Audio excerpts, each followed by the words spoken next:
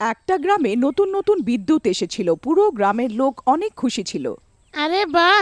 এখন আমাদের গ্রামেও বিদ্যুৎ আসবে, কত মজা হবে।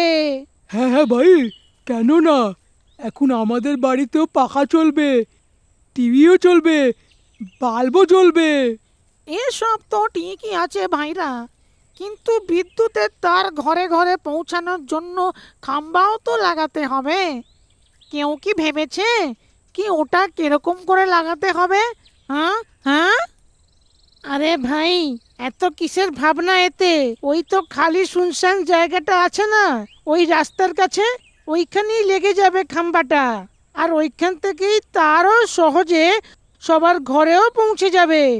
কেন ভাইরা? হ্যাঁ হ্যাঁ, একদমই ঠিক। তারপরের দিন ঠিক করা জায়গাতে খাম্বা লাগানো হলো আর পুরো গ্রামে বিদ্যুতের তার পৌঁছানো হলো। পুরো গ্রাম বিদ্যুতের আলোতে জগমগ করে উঠল। আরে বাহ, বিদ্যুৎ আসতেই পুরো গ্রাম জগমগ করে উঠল। এখন আমরাও পাখার হাওয়ায় শোবো। হ্যাঁ দিদি, আমি টিভিও এনেছি। কালকে এসো, সালমান খানের ছবি দেখব।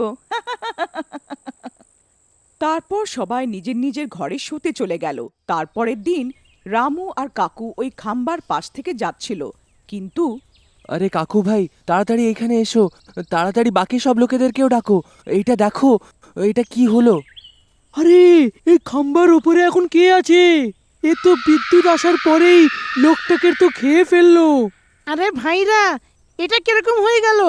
ভাই, আমরা তো এইখান থেকে যাচ্ছিলাম, তখন দেখলাম খাম্বার উপরে চিমার লাশ ঝুলছে।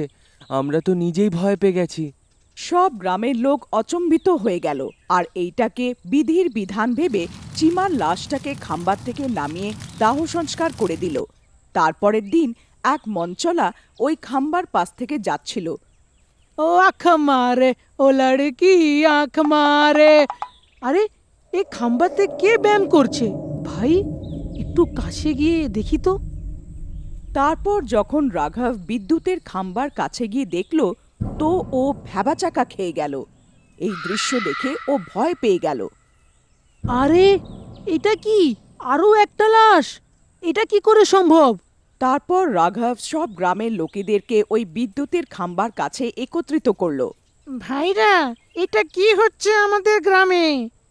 কালকে একটা লাশ পেয়েছি, আর আজকে আবার একটা লাশ খাম্বার উপরে আছে।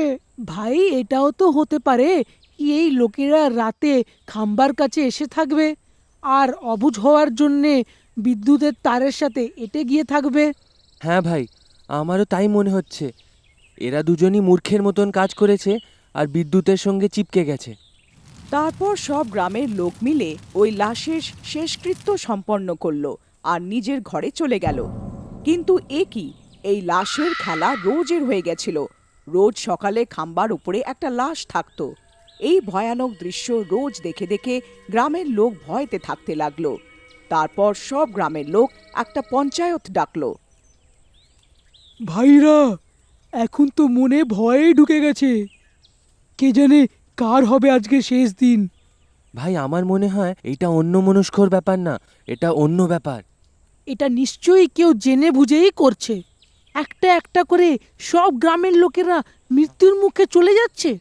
যদি আমরা সময় থাকতে এটা না জানতে পারলাম, তাহলে পুরো গ্রামটা শ্মশানই হয়ে যাবে। ভাই, তুমি বলছো তো ঠিক, কিন্তু আমরা কি করে জানবো যে আমাদের প্রাণের শত্রুটা কে? আমার কাছে কিন্তু একটা উপায় আছে, কিন্তু এতে বিপদও আছে। যদি আছে তো বল না।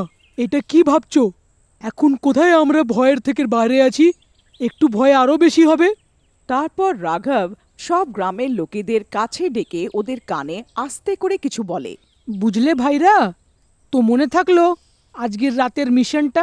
তারপর দিনের বেলা ওই খাম্বার থেকে একটু দূরে একটা কুঁড়ে ঘর বানানো হলো। তারপর রাঘব, রামু আর কাকু ওই কুঁড়ে ঘরের ভেতরে গিয়ে লুকিয়ে পড়ল। তারপর কিছু ঘন্টার পরে রাত হয়ে যায়। কি ভাই, এখনো পর্যন্ত কিছুই দেখতে পাচ্ছি না। তোর কি মনে হয় যে তোর উপায় কাজ করবে? আরে হ্যাঁ ভাই, বিশ্বাস তো রাখো। তুমি শুধু দেখতে থাকো। তারপর মাঝরাত হওয়ার পর ভয়ঙ্কর আওয়াজ আসতে থাকলো।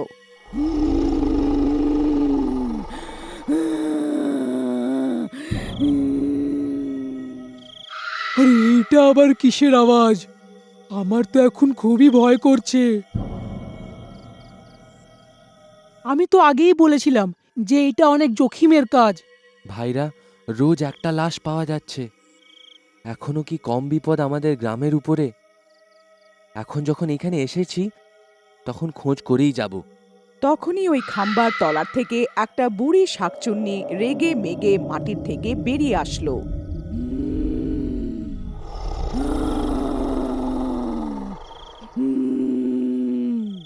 আরে, শাকচুন্নি!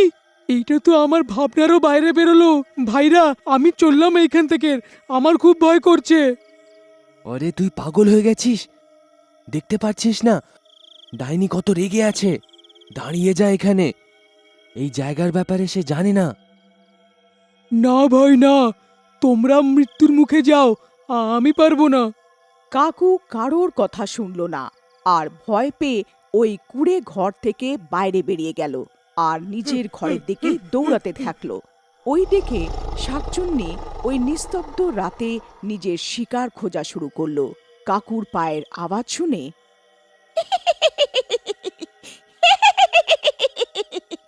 মনে হয় আজকে শিকার পাওয়ার জন্যে বেশি কষ্ট করতে হবে না।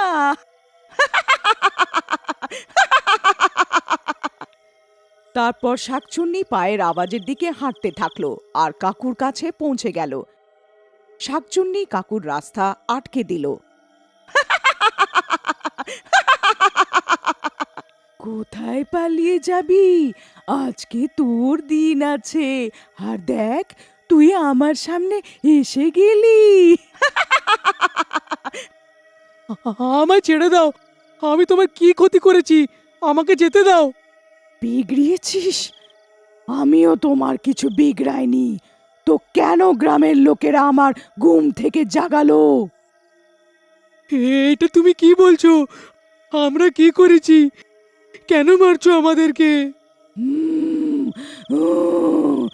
তোমরা গ্রামের লোকেরা আমার ঘরের উপরে খাম্বা লাগিয়েছো, আমাকে ঘুম থেকে জাগিয়েছো।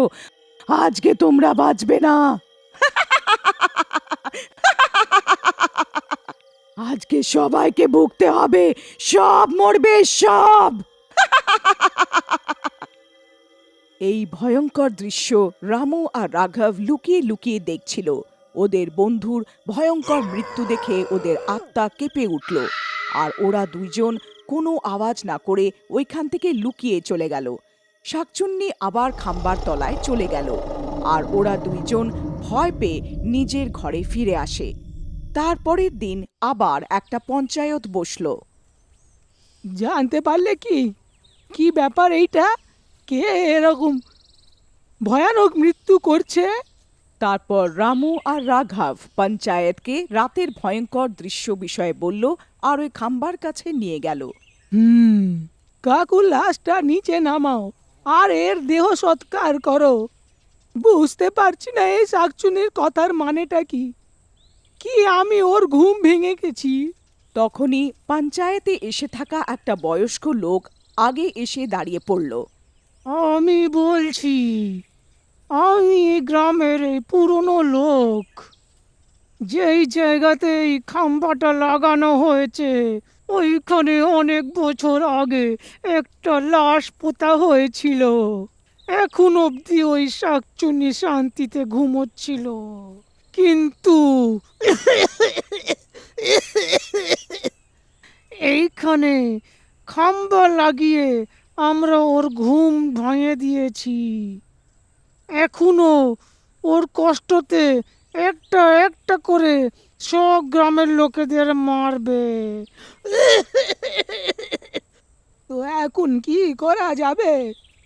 যদি এই খাম্বাকে উঠিয়ে অন্য কোথাও লাগিয়ে দিই তো এই শাকচুন্নি আবার নিজের কবরে আরাম করে শুয়ে পড়বে। তারপর সরপঞ্চ আর সব গ্রামের লোক মিলে ওড়মি করল। তারপরের দিন রামু আর রাঘব ওই খাম্বাকে কাছ থেকে দেখতে যায়। চলো, ভালোই হলো, এর থেকে আমরা বেঁচে গেলাম। আজ কতদিন পরে ঠিক আগের মতন সুন্দর সকাল হয়েছে। হ্যাঁ ভাই, বড়রা যাই বলে সব ভালোই হয়।